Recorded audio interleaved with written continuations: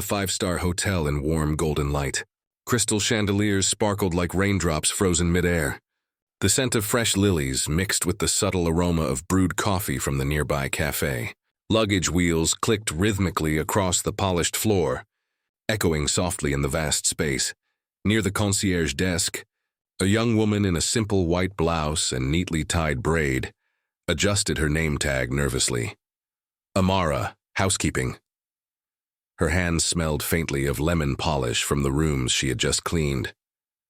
She stood quietly, holding a tray of complimentary drinks, unnoticed by the elegant crowd swirling around her. Amara had always dreamed of learning languages. Growing up in a small village, she would listen to foreign tourists with wide eyes, imagining herself speaking fluently one day. But reality was different. Her father fell ill. She left school to support her family. Every day she worked silently, humbly, cleaning, carrying, smiling. She was invisible to most, but her spirit burned quietly, waiting. That afternoon, fate placed her right in front of Mr. Vincent Delacroix, a millionaire investor known for his extravagant lifestyle and louder-than-life presence. His designer suit gleamed. His cologne left a heavy, musky trail. He stood near the lobby bar, surrounded by business associates, laughing sharply. As Amara passed by with the drinks, Vincent's piercing eyes landed on her. "Hey, you!" he called out loudly, making the entire group turn. She stopped, unsure if he really meant her. "Yes, you," he repeated with a smirk. "What's your name, Amara?" "Sir," she whispered. He tilted his head. "Amara, huh? Sounds exotic. Do you speak French?" She shook her head slowly. "No, sir," Vincent chuckled, glancing at his friends. "Pity? You'd make $5,000 right now if you did." The men burst into laughter. One of them slapped the bar, saying, "Imagine that!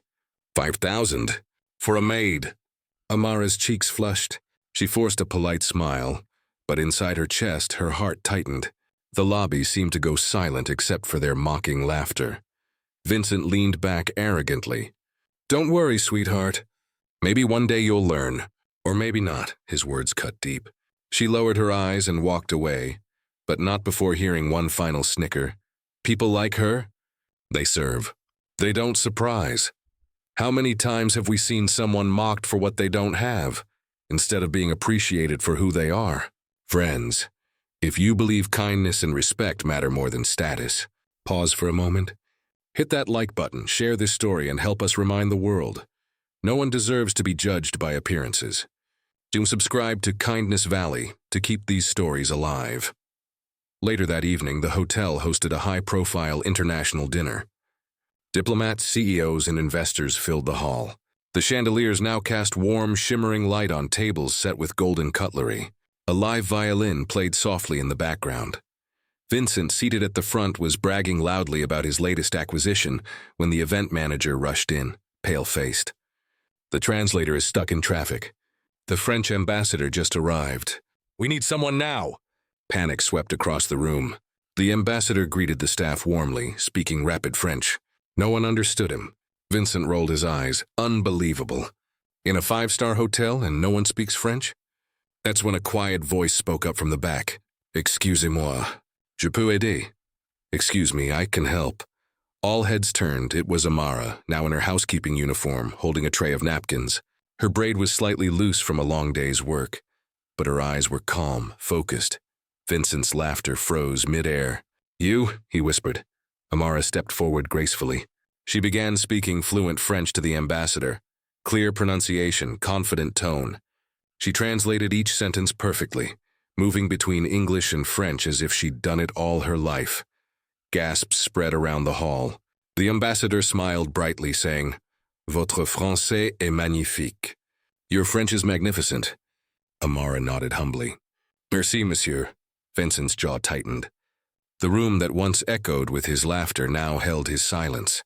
After the dinner, the hotel director approached Amara with gratitude. "You saved the evening. From today, you'll assist in all international events, with a raise." The ambassador personally handed her his card. "If you ever wish to work in Paris, let me know," he said warmly. "And Vincent?"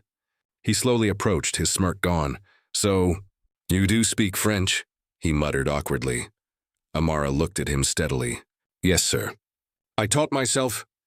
After work, every night. For once, Vincent didn't have a witty comeback.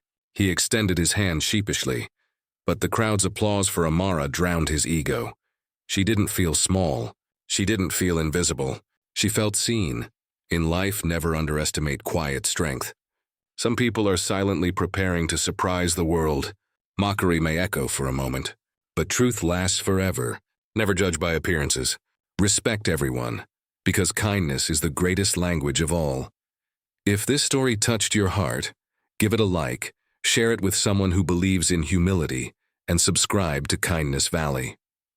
Together, let's build a world where kindness speaks louder than arrogance.